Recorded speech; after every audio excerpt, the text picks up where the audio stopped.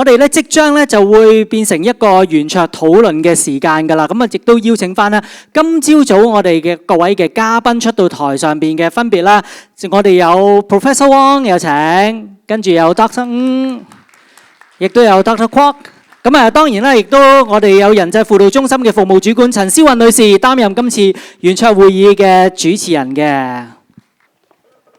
哇！大家咧嚟咗好耐，係咪頭先連續聽咗成2個鐘，啱啱下晝到依家，不如我哋咧企起身伸個懶腰，喐一喐個身體先。等我哋喐一喐咧，用活動下個腦筋之後咧，陣間可能有更加多嘅問題啊！可能10秒鐘，大家輕輕打個喊路，舉下雙手，喐一喐，咁我哋咧就正式開始跟住落嚟嘅環節啦。順便介紹一下我嘅背景啊，我係一個表達藝術治療師，亦都係一個drama therapist， 所以咧好用我嘅身體啊，我都 feel 到大家可能都好緊啊，所以咧俾大家喐一喐先。咁咧接下來嘅環節咧就多謝晒3位啦。我覺得我好好嘅一樣嘢係3個嚟自唔同嘅 background 啊，由嗰邊開始Paul Wong 啦，佢係嚟自可能學術界多少少嘅，亦都係一個 clinical psychologist 啦。咁喺嗰個方面可以俾到一啲 insight 我哋啦。跟住咧Paulina 啦，佢又喺一方面係社工啦，亦都係 counselor， 都係婚姻治療師、婚姻及家庭治療師啦。到 Pasu 咯喎，佢咧就落地啲嘅，真係好實務喺個生離死別入邊點樣處理事再處理情咧咁樣。咁可能今日咧，我哋頭先 Paulina 講咗好多關於生離，我哋先邀請2位男士講下死別先啊。咁咧有第一個問題咧，又想問下你，隨便答得㗎啦。個問題係關於我哋香港嘅文化背景，亞洲人啦、中國人啦，我哋嘅文化背景點樣影響我哋點樣睇死別呢件事咧？我好快諗到一樣嘢就係，其實中國人都幾忌諱講死㗎喎。咁喺你哋可能實務上面你見到嘅case上面，文化嘅背景點樣影響佢哋點樣睇呢件事咧？我諗如果喺文化上咧，雖然我哋有個錯覺，我應該要講明先，有個錯覺咧，覺得我哋中國人華人咧就忌諱講死亡嘅嚇。咁其實應該係絕大部分嘅文化裏邊咧，其實都係會忌諱死亡。不過可能嗰個切入點或者嗰個方向或者嗰個表現模式咧，或者一啲傳統嘅禮儀習俗上可能會有唔同。所以其實唔係中國人特別忌諱嘅。不過咧，我哋咧又咁樣講，我哋中國人就表達感情上面，的確同可能西方人係幾唔同。所以咧，我哋會幾着重行為。所以咧，你會覺得比較形式化啲嘅，即係如果喺我哋去睇。咁所以咧，可能就算外國佢忌諱死亡都好咧，都會即使有忌諱，而都會保持一定嘅溝通，或者喺個教育底下咧，都會慢慢滲透落去。但係咧，喺我哋咧就通常係遇到殺到埋身先至去做啲嘢，仲要都未必係好深入咁講添。咁所以即係可能即係你話就算。即係可能孔子喺佢嗰個年代講緊春秋，即係我哋文化嗰個根源個底蘊，即係佢嘅學生問佢即係乜嘢係鬼，跟住佢直情唔講咩係鬼，跟住之後再問佢乜嘢係死，跟住佢再答佢係話未知生焉知死，跟住佢死亡係相對喺儒家文化咧都稍會擺埋多啲，而佢反而真係想講翻佢當下嗰個生命有幾重，所以佢話其實你都要即係去了解、認識、去實踐、去體會一個生命，你先可以慢慢去知道或者去認識死亡咁。所以咧即係可能喺咁嘅原因底下啦，亦都即係我哋亦都即係宗教上咧，如果喺我哋嗰個文化咧就比較多元，就容易咧將死亡就同鬼神咧就聯繫上，咁同埋通常我哋應該係講鬼多過講神添，喺我哋個文化，咁所以咧就更加會即係會個形象裏邊咧都係好比較負面啦，得人驚啦，即係你唔好近佢啦嚇，咁即係都係會有呢啲嘢發生。所以就算去到而家咧，叫有現代可能科學啦、醫療啊，或者可能喺教育文化上咧，其實我哋可能同以前好唔同，但可能植根咗落嚟都會有咁樣嘅忌諱咯。不過我諗喺而家我哋多啲而家要講係講生命教育底下咧，就會慢慢可能同價值教育掛鈎啊，同即係情緒上嘅教育掛鈎咧。咁我都見越嚟越多，可能係而家中學啊，或者大學，甚至乎我都遇到有啲係小學或者幼稚園都揾我哋去話啊，點樣可能將呢樣嘢都擺入去。但係咧，我覺得呢個都係有樣嘢都幾 trigger 到，係點解會突然間會咁樣問咧？我成日都遇到一樣嘢，就係當嗰一期嘅新聞多講學生自殺咧，跟住我屋企就會收到好多嘅邀請，或者話要搞啲嘢。但係我覺得呢個都係就係咯，又係有事發生先做，都係同一個文化咁樣。但係點樣可以即係深耕細作，真係一啲啲去建立，所以呢個就係真係忌諱啲嘅，喺暫時見到裏邊都係。我都同意阿 Pazu 咁講嘅，即係譬如講翻自殺都好啦。其實大家都好似覺得西方人講自殺好易容易啲，其實都唔係嘅。Anyway， 我譬如去出去同啲外邊啲社工學生溝通咧，其實佢哋嘅 curriculum 都 actually 都唔講呢啲 issue， 所以我又真係唔覺得 Chinese 嘅文化特別難講啲咯。咁我都認同同埋阿 Pazu 講咧，我哋個 curriculum 入邊真係唔係太多講死亡嘅嘢。咁所以其中有一樣嘢咧，我發覺我哋啲小朋友可以學到，盡快學到咩叫死亡咧，就係叫佢哋認識動物，因為咧動物一定係短命，即係大部分啊都係短命過人嘅，咁除咗鸚鵡啊同龜之外，咁咧所以咧我其中有個 project 嗰陣時咧，就係帶啲狗咧入去小學嘅，咁咧就教佢哋 social emotional learning， 同埋其中一個 point 咧就係想佢哋學習，其實咧即係嗰啲狗其實 actually 呢個 project 可能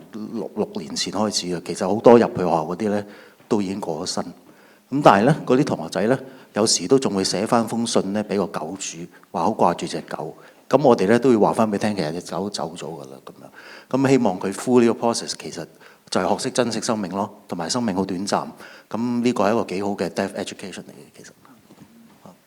我突然間又諗翻起咧，啱啱Herman Chow 嗰條片嗰個 case 啊，我都覺得係有個文化背景喺入邊嘅。佢嗰個唔想 burden 其他人啊，即係好似都係唔知會唔會都關事咧？或者你平時見 case 就會唔會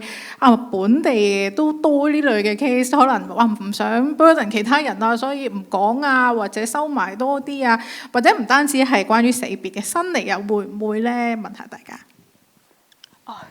生嚟會㗎，因為即係自己個 partner 個伴侶咧有呢啲問題幾醜嘅，佢哋第一會覺得幾醜嘅，就算唔係自己啊，即係都會覺得係幾 shameful 嘅，即係唔知人哋點睇自己，即係你兩個搞成咁，或者嘢你梗係有問題，或者你老公有問題，即係其實都唔想被 label 啊，即係所以嗰個 shame 咧都係幾重要一樣嘢嚟嘅，影響緊。另外一樣嘢其實好難。即係唔知點樣講啊！其實佢哋個情緒因為好怕自己爆啊，好怕一講嘅時候就失控啊，就又好驚咧。我其實咧，我見有啲個案就係咁嘅，即係以前見咧，其實佢已經諗住離婚㗎啦，但係咧要拖到要揀日子嘅喎。其實佢哋話新年又要過埋啦，中秋又要過埋啦，咩要過埋咧？即係唔好咧，令到父母擔心啊！等佢哋過好日子時節咧，等等咧，即係其實佢哋真係 burden， 即係真係諗人哋幾多嘅，但係自己嗰部分咧係冇人即係得到照顧咯。我有時都遇到有兩種情況，一個就個家人就過分想個喪禮簡單，就想完全唔通知，即係大部分嘅親朋戚友，就係想自己個即係嗰個即係原生家庭嗰個 family 自己去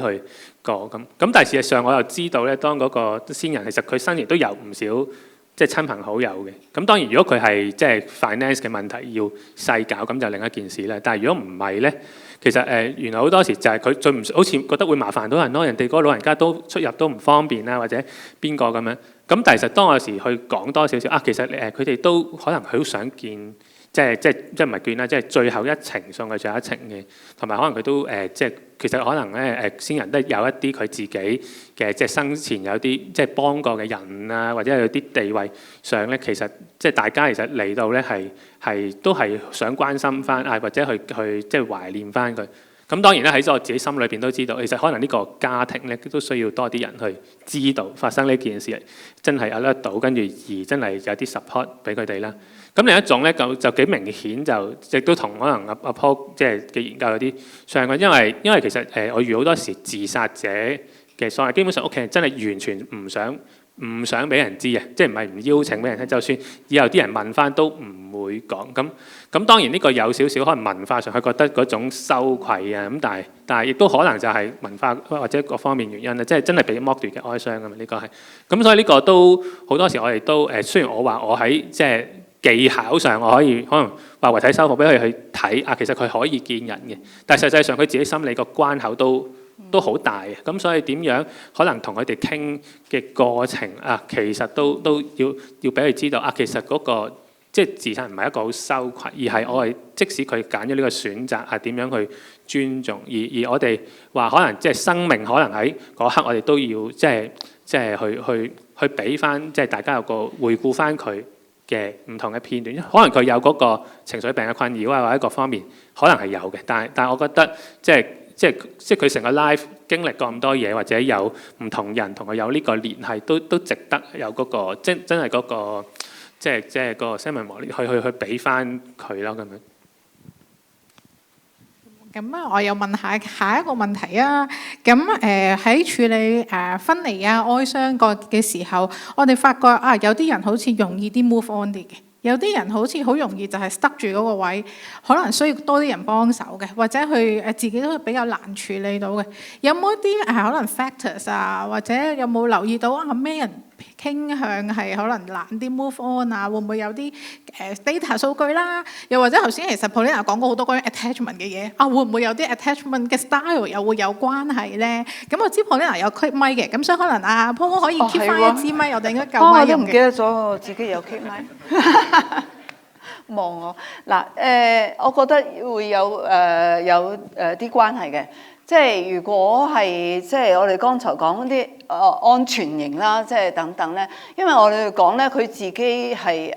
有呢個 self solid 啊，應該咁講係比較即係穩陣嘅時候咧，無論面對即係外邊任何嘅衝擊啦，包括即係親人離世啊，或者呢啲關係嘅破裂啊等等嘅時候咧，其實佢當然都會有情緒，但係佢係比較能夠快啲咧，去能夠即係好似剛才都有提及。either 佢會 draw 啲 resources 啦，或者揾人幫手啦，揾人傾下，或者睇啲資料啊，諸如此類啊，或者諗下我以往試過啲咩成功經驗啊等等。又或者佢另外一方面，佢亦都可以係比較叻啲咧，可以有一啲有效嘅方法，令到自己開心一啲、好一啲、感覺好一啲。咁通常咧，佢哋即係可以咁講，佢個 network 又好啲啊，等等。咁所以我自己要睇咧，即係呢個都會係一個幾大嘅一個嘅因素嚟嘅。其實就數據就冇乜啦。不過我覺得頭先阿 Paulina 講一句好好嘅，即係因為佢有宗教嘅信仰咧，所以媽媽過身令到佢容易過啲咯。我覺得宗教嘅信仰係因為俾咗個賦予咗個 meaning of 嗰個人個生命喺你度出現過，究竟嗰個人帶過啲咩俾你？咁所以我覺得呢個 spirituality 其實係都緊要，即係唔係淨係講緊 religiosity 嘅，講緊 spirituality， 我覺得呢樣都係緊要嘅。咁同埋不過有一句嘢我都覺得幾好嘅，有幾愛幾深咧，就有幾傷痛咯。咁所以其實傷痛都好正常嘅，因為你愛得深啊嘛。我真係想回應一句啊！你講 spiritual 係啊，我真係要話感謝主嘅，真係即係喺呢啲艱難嘅時間咧，真係有即係我哋咁講啦，屬靈方面啊呢一方面，即係真係一個耳鬢，即係一個 attach 一個即係一個 comfort， 一個即係俾到即係有一種點講咧，有一種呢個叫做能力啦。可以相信有個相信我可以去 overcome。咁應該去講咧，除咗話就算哀傷咧，就算我見婚外情嗰啲咧，啲個案啊，佢哋有信仰都真係好啲。好老實講句，即係嗰啲激烈程度咧，真係都比冇信仰嗰啲，即係我會覺得真係都比較 mild啲，而且佢哋係嗰種包容嗰個又好啲嘅喎，係啊。同埋我自己有時遇到就如果先人自己本身有一個信仰儀式裏邊去，即係能夠跟從得到個信仰之餘，亦都我可以去解釋得到嗰個信仰俾嗰個家人，無論嗰個家人，因為個家庭嗰個羣體咧，可能有啲係相信呢樣嘢，有啲係唔相信嘅。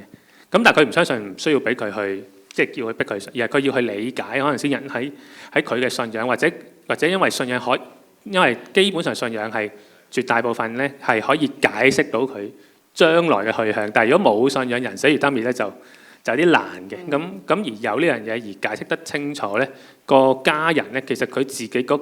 個情緒上其實都會好一啲，因為佢知道咗個方向。佢係咁樣走，做緊呢個儀式係咁樣 serve 佢嘅。不過咧，可能個難度位就係我哋有時就係頭先我講話好形式化去做或者可能覺得以為嗰啲嘢真係做俾人睇，其實唔係做俾人睇嘅。雖然黃子華係咁講，但係因為你只要明白咗個概念咧，其實係咁，其實對家人嚟講係重要，因為咧可能我哋道教嘅形式咧就太五花八門，同埋甚至乎理念上有啲相衝嘅。咁但係我哋可能要解釋下呢樣嘢其實係原來係源於多啲係一個孝道而衍生出嚟嘅或者邊啲係真係喺道家思想而出嚟嘅邊啲咧係儒家文化裏邊咧衍生出嚟嘅，或者佛教嘅方式都好佢未必要知道，但係可能佛家理念佢自己個哲學咧，即係對佢哋可能喺生死觀或者可能點樣去喺嗰個過程裏邊，其實你用一個咩角度去睇，或者嘅情緒你應該要點樣去同步咧？咁我覺得如果佢哋清楚多少少咧，咁成件事係幾唔同嘅咁亦都會可能因為嗰個信仰自己對於嗰個生死觀或者去點樣係處理情緒咧，可能亦都會有啲養分，即係俾到嗰個即係喪親者。所以我就話點解會有一啲輔導，我會俾佢哋選擇，可能係用基督教或者可能係即係佛教嘅模式，就係因為我相信某啲家人，如果佢咁啱佢嘅信仰同先人原本係相同咧，咁佢可能以前唔係好理解喺個信仰點樣睇生死嘅時候，佢就可以同步翻去行過佢嗰個哀傷嘅路咯。我覺得好有趣啊！講起 spirituality， 頭先亦都有提過。信仰唔一定係spirituality 又唔一定係信仰講到少少話religion 好幫到好多人。咁如果冇 religion 嗰班人，我又點樣即係作為助人工作者咧？點樣 facilitate 呢件事咧 ？spirituality 令到佢可以頭先提到嘅放好呢個痛啦，或者可能Herman 講嘅點樣 move through 呢個 pain 啦？點樣可以喺 spirituality 上面又冇信仰喎？有啲咩嘅方法可以幫到佢哋咧？我會覺得用 afterlife 呢個 angle 去同佢哋分享咧幾好嘅。即係如果真係冇信仰咧，其實我哋中國人有個文化成日都講嘅，其實 even 對於信基督教又好天主教都好咧，有啲中國人都仲係講我信仲有 next life 嘅都仲可以有下一個生命咁樣。咁我覺得用翻個 culture 去講咧，其實都可以包到呢件嘢。可能係有機會將來再遇翻嘅一啲咁樣嘅諗法。係啊，睇下有冇如果佢我諗信仰上可能先人未必有咧，咁我都會睇下究竟個家人自己有冇。咁但係如果我假設大家都冇咧，就多啲喺個儀式上，就多啲去喺懷念翻個先人多啲，因為一嚟我會做生前告別禮呢個為例，呢個就在生嘅時候講嘅最理想啦，因為就呢啲嘢就唔使留翻，即係死咗喺喪禮或者拜山先講啊嘛。咁但係可能即係我有時可能有啲無宗教儀式嘅信仰，咁其實佢一樣都會同佢整個書仔講佢生平可能都一樣會同佢整個短片即係都有啲回憶片段。其實大家諗真啲同即係我做呢個即係 funeral director 或者可能同呢個 wedding planner 可能。喺呢個模式底下，如果冇信仰咧，係差唔多嘅啫。其實都係有啲儀式要做啦，有啲回顧啦，啲短片有啲分享咧，即係佢哋都要分享，要街佢哋幫佢哋去表達。咁但係我覺得佢可能平時就係冇個人可以咁樣同佢去傾，或者俾佢單去表達嘅時候，反而有個儀式話俾你聽其實咁樣做對你對個先人或者對在座聽嘅人嚟講，其實都其實會加強咗大家嗰個 bonding 嗰個連結，甚至乎例如我頭先應該有 show 過一個撒灰器，紙撒灰器咧，已經去到第2、3個月啦嗰陣時。個紙撒灰器係撒灰接嗰個器皿嗰個紙嗰個兜嘅時候，之前咧係俾佢哋寫低啲説話。其實嗰個紙撒灰器係我中大醫學院嘅時候已經去揾人去設計嘅。其中一個原意就係因為就係頭先我提過，要等2-3年之後先至做呢個儀式。其實都係仲係儀式嚟嘅，去到即使2-3年之後，我就係俾大家成個家庭一齊喺同一張紙嗰個紙撒灰器度寫翻啲説話俾先人。雖然咧有啲人覺得寫完跟住撒完灰，跟住就可以去化寶爐燒咗佢，咁先人咧就可能會收到㗎啦咁樣。嗱，所以嗰個紙撒灰器嘅設計個名就叫信別，一封信嘅信係道別個別，信別。但係咧其實佢有第二個隱藏功能，就係俾屋企人去寫嘅時候咧，佢哋通常會睇翻大家寫啲乜啦，或者影低佢做個記。其實就俾佢意識到呢個家人原來去到已經2-3年咯喎，之後佢仲有啲咁嘅諗法。其實係咪應該要即係可以關心多啲咧？咁所以我諗其實有時冇宗教儀式都還可以嘅。咁我仲可以有多啲發揮空間去 design 嗰個喪禮，甚至乎真係有啲地方都會真係歌頌頌禮翻，係俾翻嗰個逝者，而大家喺呢個過程其實嗰個有翻一齊有翻個連結，有翻嗰個溫度，或者甚至乎我哋話佢點樣去再整理佢嘅遺物，教佢哋點樣做嘅時候，點樣定時定候，冇一次過處理晒啲遺物，點樣定時定候去處理，而要啲屋企人一齊嘅時候點樣做，有啲咩 step？但係其實個過程其實只係俾佢每個定時定候就聚一聚。其實話俾你聽遇到呢個遺物如果好 touching 係點咁大家應該可以點樣傾？咁呢個就係嗰個即係亦都唔使太過單一，一定要喺嗰個即係話要見面啊，或者喺嗰個儀式嘅。其實點樣分開一步步去細水長流咁做都緊要嘅，都係。或者我講少少唔係關於即係死亡啊，或者係哀傷呢一樣嘢。即係我諗一般即係 spiritual 方面可以拉得再闊啲，即係唔可以鼓勵。即係啦，啲client 啊，我哋啲案主啊等等，佢 reconnect 翻個 nature 等等啊，呢啲即係佢自然個人咧，即係可以我哋講嘅 mindful 啊、meditation 啊等等呢一紮，只要安靜落嚟咧，其實佢 somehow 係 feel 到啲嘢。咁我哋唔一定要俾有個宗教或者信仰，去觀察翻呢啲欣賞翻呢啲美嘅嘢嘅時候咧，其實都 nurtures 到佢嘅其實。歸翻大自然個人都 calm 翻好多。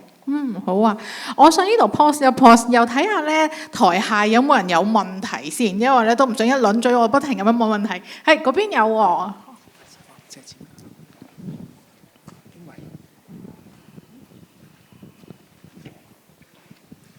咁多謝幾位講者啦，我覺得講到 spiritual 呢方面真係我都回憶起好多即係真實個案嘅例子。咁即係如果有呢個信仰嘅力量真係好好嘅，可能如果去回憶啊，跟住覺得呢個係一個 good death，咁可能個先人去回歸咗即係可能天堂啊，或者極樂世界啊，其實都係一個好好嘅安慰。不過咧，同時我都諗起因為呢個信仰帶嚟嘅一啲限制。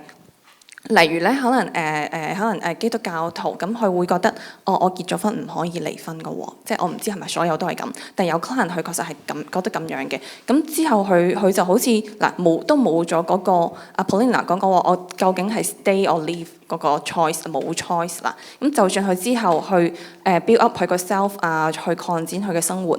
咁。揾翻主體性，但係點都好似係少咗一樣嘢咁樣咯，好似帶住個枷鎖去跳舞，即係佢覺得我唯有捱啦。咁我雖然可以去 develop 我自己，但唯有喺呢個婚姻裏面繼續捱。咁呢個可能係有時我見到個宗教帶俾人嗰個限制，唔知呢方面又點睇咧？可能有時作為一個helping professional， 即係又要尊重翻佢嘅信仰，但係又見到嗰個局限喎，咁就有啲覺得矛盾啊咁樣嚇。或者係冇一啲宗教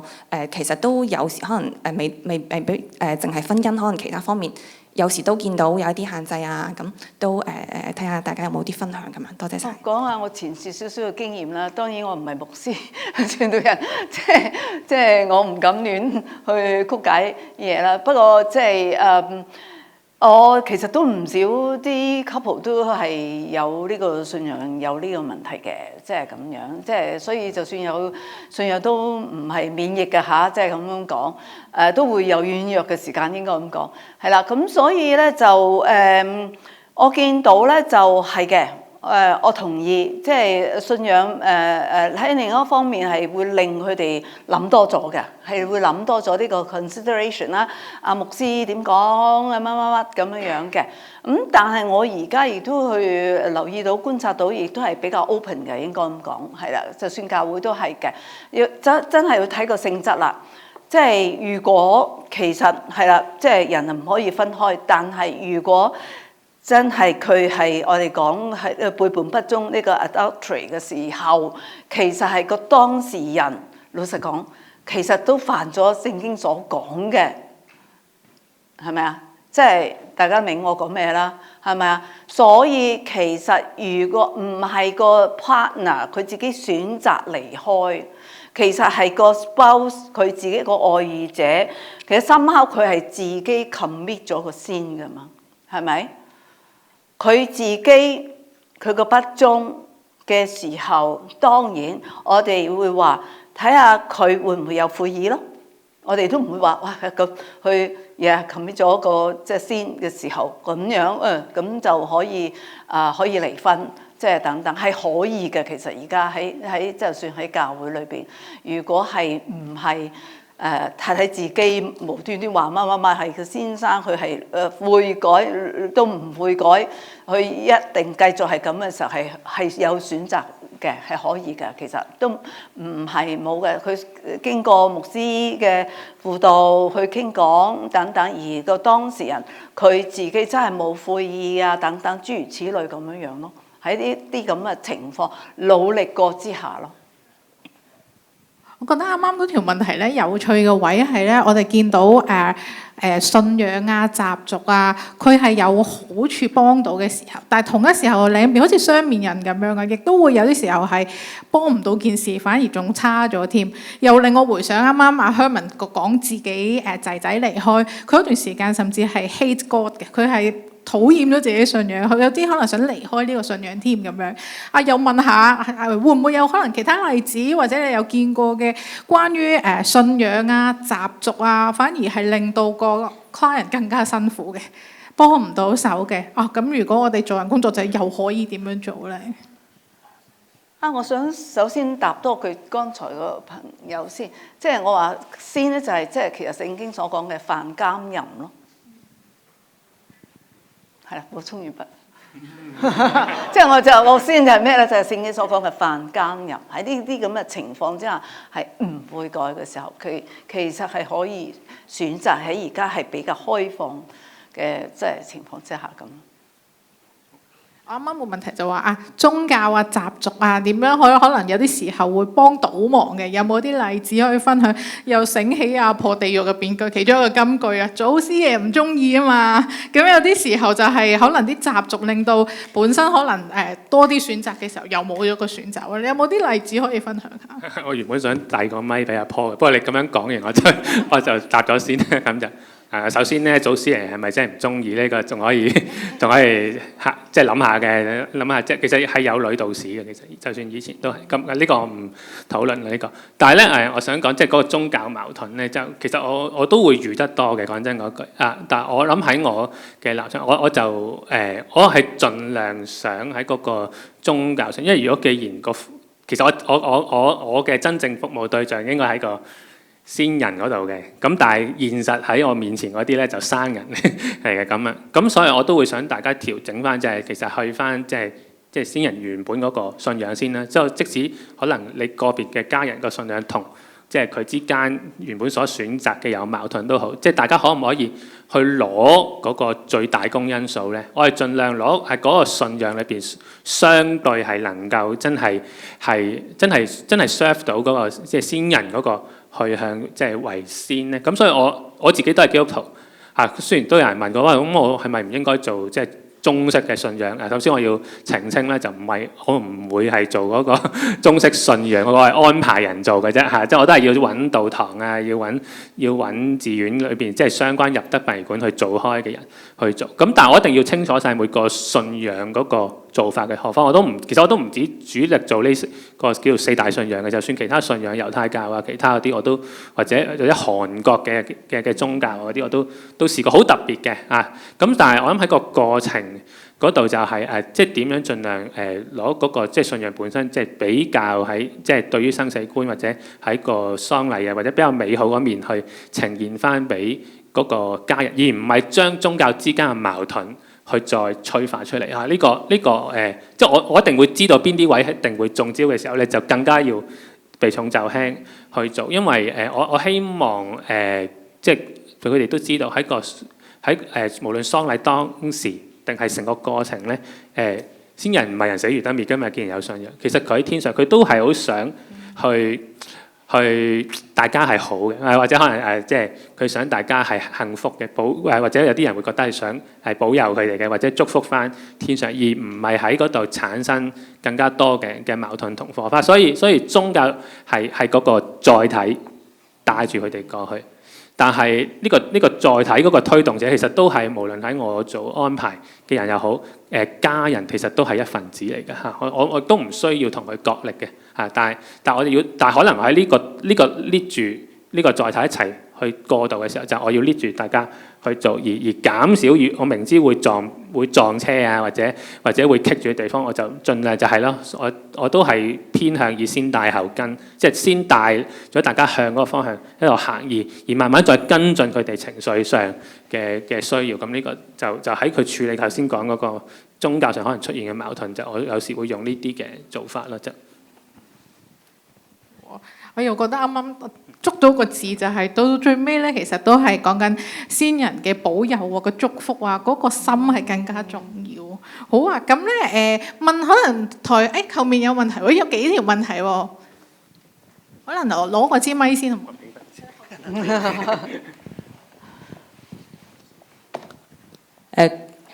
感謝3位講者。想問一個問題就係，相信生離死別唔係淨係一個個人層面，就係一個社會嘅層面。即係我諗過去香港人都遇到好多生離死別，即係好多朋友唔能夠再留喺香港，所以佢哋移咗民，係被逼移民。可能我哋有啲文化嘅價值會消失，或者我哋有啲社會價值可能會遇到好大嘅衝擊。我相信可能都會有一啲哀傷會出現。有冇啲 tips 可以同大家 share 點樣面對呢一份即係社會層面嘅哀傷呢？咁不如我哋答咗先睇下有冇答案，有冇啲係諗法諗到㗎？或者有時咧未必即刻有答案，一個好新嘅議題。講真咧，我哋諗呢個會議嘅時候咧，我哋想試下揾一啲 speaker 咧係可以講到關於移民跟住帶嚟嘅啲哀傷嘅狀況，好難揾啊 ！research 都好少啊，所以可能我哋未必有一個即刻嘅答案，但係可能諗到啲乜嘢，你又可以分享下咧？唔知在座嘅嘉賓，關於移民，我講幾句啫，我冇研究㗎嚇。咁我覺得係一個connection 嘅問題嚟嘅。係啊，即係嗰個 connection 就即係無論移民啊，或者社會事件啊呢啲等等咧，即係嗰個 disconnect 就係 physically 啦，移民啊等等呢啲啦，社會事件就係個 value 啊、belief 啊等等啦，亦都係講緊嗰個社會個凝聚力啦，都係 disconnect 嘅，係咪？係啦，即係多咗唔同嘅 interest 即係暴露出嚟嘅時候咧，喺呢啲咁混亂嘅狀態裏邊，我哋點樣自處一個問題？點樣可以 reconnect 翻我哋自己啦？係啦，揾翻我哋自己嘅導向啦。又話我哋可以點樣 reconnect 翻可能移民咗嘅，或者就算喺香港裏邊，我哋有唔同嘅 diversity、唔同嘅信念、唔同嘅即係interest 嘅 parties， 我哋係去 exclude。啲係話 inclusion 係點樣去處理咧？呢個我覺得係可以我哋再去值得我哋探討嘅。如果我哋講一個 solidarity 一個凝聚嘅社會，我哋願意繼續咁樣去分離分割啊，亦係話係點樣？我哋有冇啲 common 嘅 concern 嘅 interest 可以去討論咧？咁我覺得呢個係可以思考討論嘅。少少啊，我唔知咁，因為呢個問題好難答，係一個好複雜嘅問題。不過係啦，我都覺得近排阿 Paulina 講得啱，我哋好多 disconnection 喺個社會嗰度，同埋咧大家好似好多嘢都唔想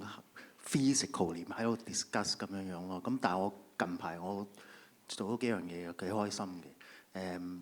係我原來發覺咧，你有個 platform 咧。係啲小 group 嘅 platform， 點解我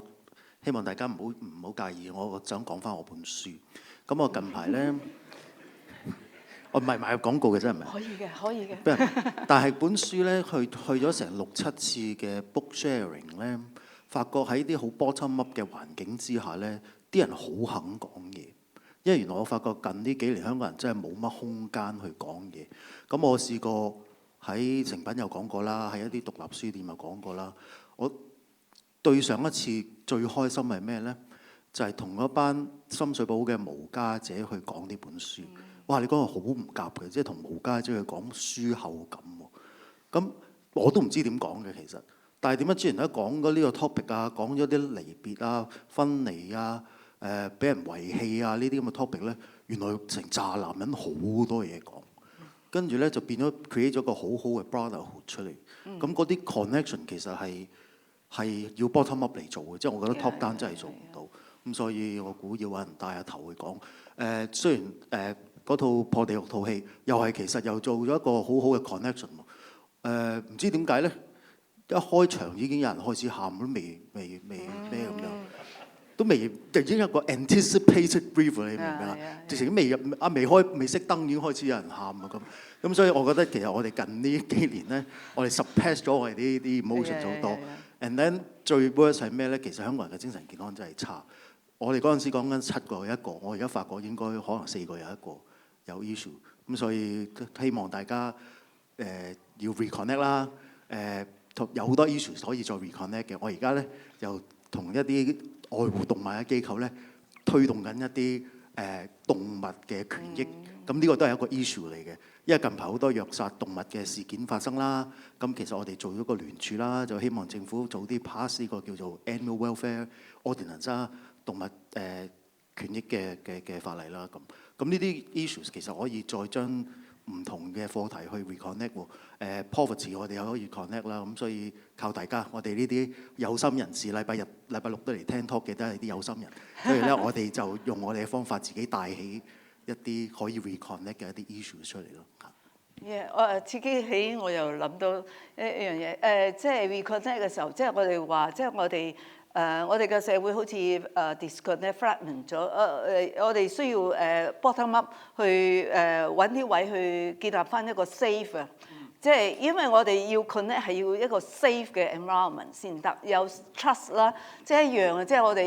係我哋嘅 attachment style 啊嘛，即係我哋都要 secure， 所以咧我哋可以真係要去諗下，即係點樣去係 bottom up 可以喺唔同嘅即係情況之下 create 多啲一啲 safe 嘅 platform， 以至可以 networking 可以 share 等等，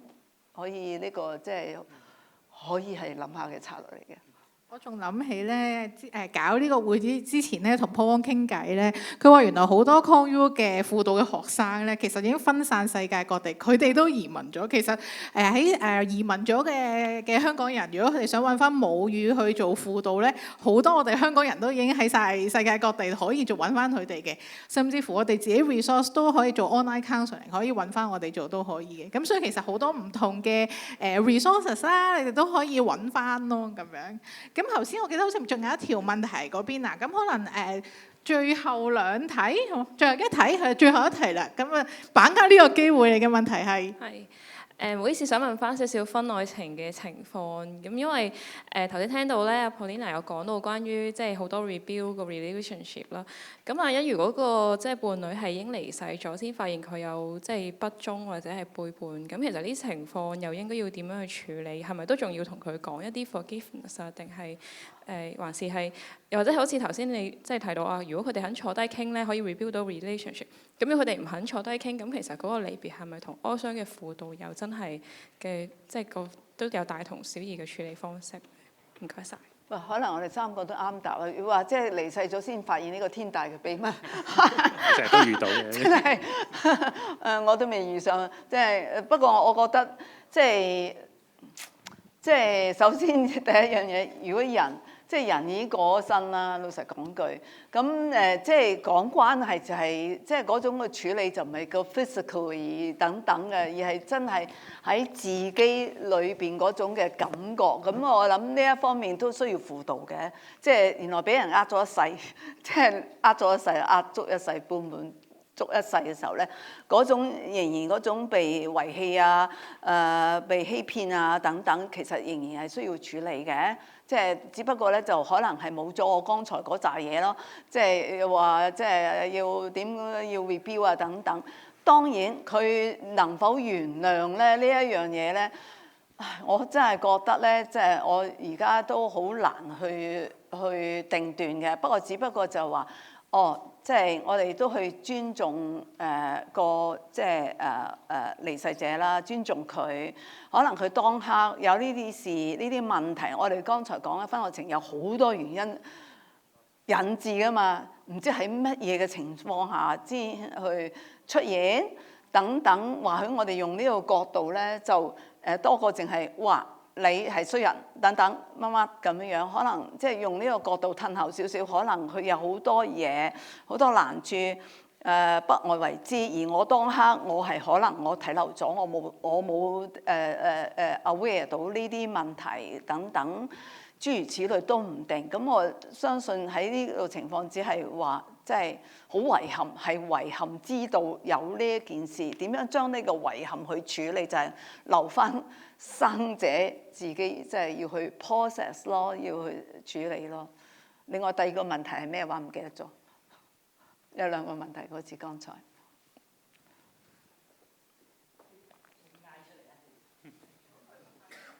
唔肯即係大把係咁添，即係啊，即係呢個問題係好多時候咧得個配偶嚟嘅喎，真係有機會，因為外遇者真係怕俾人鬧咁啊，除咗即係 partner 鬧，哇多咗個即係治療師佢唔知你點樣睇噶嘛，所以佢哋係真係唔係咁容易露面嘅。其實即係佢哋都會好多擔心，真係到時嘅時候咧，好似被審犯咁樣。咁所以咧就呢啲情況都 common 出現嘅。咁我諗我哋會先係做一啲 individual 嘅工作先啦，即係譬如我當個太太咁講啦，即係啦，而家嘅情況係點？我哋了解多少少。即係如果而家好惡劣嘅時候，可唔可以即係佢可以緩和下，即係唔好咁激動，以至到你先生可以容易啲講嘢俾你聽，或者等等，或者你先生見到你，咦稍為好啲喎，可能奇怪，咦點解你冇之前咁激動啊？咁你可以話俾佢聽，因為我見咗個社工，見咗個治療師、輔導員，咦佢可能會覺得，咦咁勁嘅，咁我就好啦，我都去見下都唔定，我講笑啊。不過有啲情況係真嘅，真係見到個太太好啲，配合好啲嘅時候咧，佢願意都嚟。去想去處理。如果嗰啲佢都想 rebuild 嘅時候咧，只要太太，我哋會教佢點樣 present。其實我哋係要教個配偶佢點樣去 present 俾個當事人知，等佢都知道嚟到咧，我唔係俾人哋去審，即係等等咁樣。佢要 feel safe 咯。我都。有時其實即係我哋做，如果幫人籌辦喪禮，都會中途都會可能有機會出現，知道有呢啲即係原來有即係先人可能有第三者，或者有即係私生子之類咁樣，都會有咁樣嘅預想嘅。咁但係我諗頭先我都有提到我哋嘅身份行先，我哋處理嗰個事先嘅。我哋會有情緒上希望有支援關顧，但係呢個唔係我哋 first priority。咁所以即係我諗，即係就算我哋做生死教育都會講話，我哋希望係逝者善終，生者善別，跟住咧就留者善生啊！即係之後留喺度嘅人。咁所以即係善終嗰 part 可能有機會處理到，有機會處理唔到，但係去到做喪禮嘅時候就點樣俾大家善別係好緊要嘅。咁但係如果中間個家人有咁強烈嘅矛盾同即係兩個 party 之間咧，即係嗱，我唔攞我啲案例出嚟講，因為我都驚即係太似嘅。我就攞黃子華嗰個做案例咧，不如我用我假設大家有睇過呢套戲啦，即係中間可能白紙嗰個角色係好似好乞人憎嘅，係啦，即係應該佢係衰人嚟嘅，應該都係。咁但係佢係主家喎，佢俾錢我去做殯儀。即係如果我企喺一個我喺我公司立場，如果我同我嘅同事會點講咧，我就會話首先嗰個真係個主家，佢個最大權力係喺佢嗰度嘅。咁但係我諗我要同佢溝通，唔係或者佢俾一個指令我，跟住我要同佢溝通啊。其實我起碼要基本知道嗰個矛盾，佢哋個角色係咩關係先，即係我俾唔俾你？因為嗰個主家係咁樣睇，咁但係仲有其他親友噶嘛。咁但係我假設講完之後，發覺真係唔可以俾得佢入嚟啦。而我見到另外嗰個人就可能真係企喺出邊有咩要求咧。首先我真係又唔可以俾佢走入去睇住啊，即係化妝啊，做嗰啲嘢啦。咁但係我諗我喺嗰個場外我。即係趁即係可能白紙，但係之後走咗，我要再溝通咧，我都會同佢講，其實我知道你哋有嗰個家庭嘅衝突嘅，而家可能佢哋有嗰個權，其實你可以話嗰個係私人活動咧，其實佢真係可以唔俾佢入嘅，其實係咁，但係可能即係我都想佢中間有翻嗰個協調和諧，即係可能我要同佢溝通嘅就係可能呢個活動呢個儀式你係唔可以參與到，但係我哋可能佢嚟緊去嘅，可能喺儀式當日，其實佢睇水牌知道噶嘛。其實佢唔喺場內嘅道別，佢會唔會喺外邊咧？或者佢喺去到火化場，佢未必係入到去，但係佢會唔會喺出邊？因為個化寶，因為火化爐喺裏邊，一個化寶爐喺出邊，或者佢行出去，佢一樣可以遙望住嗰個地方啊。或者可能現實上其實係唔應該將骨灰俾咗另一個。即係另一個佢都唔肯定嘅角色嘅，咁但係即係唔係家屬先啦，起碼就係咁。但係會唔會即係佢會喺邊度葬，或者嗰個上喺邊？佢其實佢第日可以去懷念翻㗎嘛。即係我諗唔想係喺真係到真係儀式嘅時候咧，就有好強烈嘅衝突咧。其實對成個家庭冇，即係我都見過真係喺喪禮時先一齊大風上係我都真係有見過嘅。咁當然都要再有啲經驗去降溫啊。但係就即係如果有事先可能喺分開咗嘅情況，都係有一定程度去溝通，或者俾佢做唔到佢第一個選擇，佢最想做嘅嘢，但係有冇另一個選擇而又冇影響到原本即係主家嘅期望或者權利，而佢都有即係似一個方案可以去做，或者再後續咧，咁而又唔會話可能即係話頭先，即係好似頭先我講個劇情咁，俾咗個骨灰。其實即係我分分鐘佢咁樣做，知道咗咧，應該佢個殯儀個牌都冇嘅，應該係嚇咁。但係呢個即係點樣喺兩者取其輕而保持翻嗰個即係除咗個順利進行同，亦都俾到和諧，都俾到佢去悼念翻嘅機會。不過只係唔係一定係最初嗰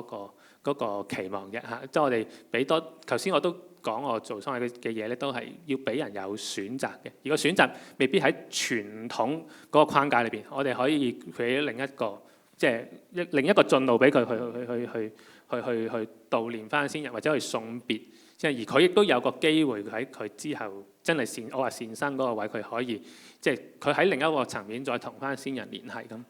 咁呢個就我有時喺嗰個位會有咁樣嘅處理啦，類似係。唔係想回應頭先話條問題係關於嗰個人已經不在世啦，咁樣點樣去幫到手咧？我諗香文條片都俾到啲insight 大家，即係唔需要嗰個人在世，喺嗰個輔導嘅過程，你想像佢喺度，你想像點樣同佢溝通，其實都可以放低心入邊嘅可能一啲諗法啊、一啲情緒啊，可以釋放到出嚟嘅。咁我哋今日呢個圓桌會議嘅時間嚟到呢度先啦。咁我哋俾啲掌聲，再多謝3位嘉賓。咁先去翻就咗先。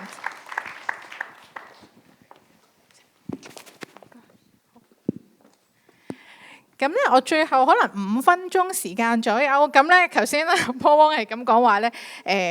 呢個係啊，話佢唔係賣緊廣告，咁咧我咧就真係賣少少廣告嘅。咁咧我resource 嘅同事啦，我想問下呢度在座嘅咁多位，有邊個聽過 resource 呢間公司啊 ？resource 人際輔導中心呢間機構啊，喺呢個活動之前都有聽過嘅，舉一舉手俾我睇下先。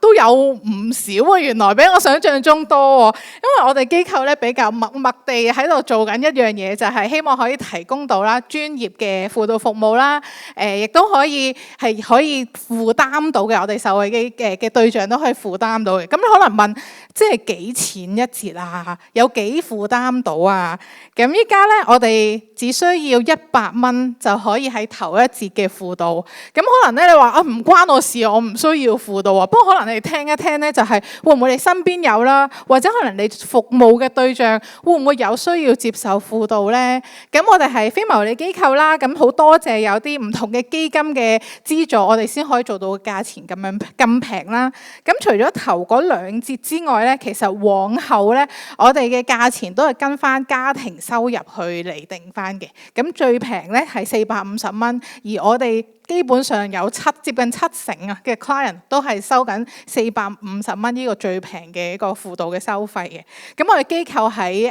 灣仔近住金鐘嗰邊啦，好方便。另外咧，亦都有一個輔導計劃，好想咧推介俾大家。咁咧呢個輔導計劃咧係俾醫生、老師、護士嘅。咁我哋知道咧，佢哋作為前線啦，幫緊好多嘅唔同嘅病人啦、學生啊，好需要咧，即係佢哋好大壓力嘅，亦都唔知道點樣同其他人講。咁所以我哋推出咗呢個輔導計劃，頭嗰2節都繼續係100蚊一節嘅。咁然之後咧，如果你係醫學生、護士同埋老師咧，往後你唔需要提供收入證明啦，300蚊一節。咁而公立醫院嘅醫生咧就500蚊一節。咁其實我哋呢個計劃推出咗第3年，每年咧我哋都做爆 KPI 嘅，但係我哋都冇停過，我哋都繼續推出嚟，就係因為我哋見到前線係有咁大嘅需要。咁除咗真係直接做輔導服務，我哋發覺唔可以淨係做治療嘅嘢，我哋要做一啲 preventive 嘅嘢，幫下喺呢件事發生之前，有 issue 發生之前，有冇啲嘢我哋可以做多啲嘅咧？咁可能一啲 online workshop 啦，我哋做過啲卡牌免費派發俾公眾啦，我哋有啲 outreach 嘅 event 啦，全部都係講關於 mental health 嘅。咁我哋可以 online 揾翻我哋，留意翻我哋。咁除咗今日嘅活動，往後我哋都會有好多唔同嘅活動嘅。咁最後啦，我哋有個少少嘅願景啊，就係覺得咧，人生已經好難噶啦。咁我覺得見一個 counselor 唔應該好似人生咁難嘅。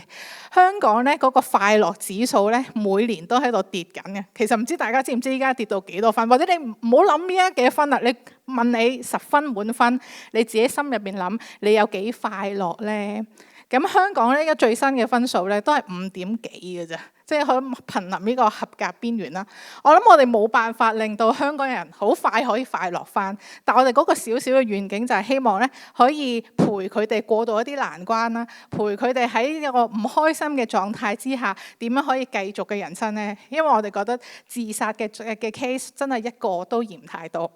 咁我哋有幾個唔同嘅方法去幫同我哋一齊合作啦。第一個咧就係最直接嘅啦，做我哋嘅 donor 啦。咁嚟緊就快3月31號，3月31號之前嘅捐款咧都可以攞嚟今年嘅扣稅嘅。咁我哋咧都喺呢個 reception 咧準備咗咧，如果你想捐款幫助我哋點樣可以做到咁平咁樣可以提供一個輔導服務咧，就係好多唔同嘅 donor 去資助。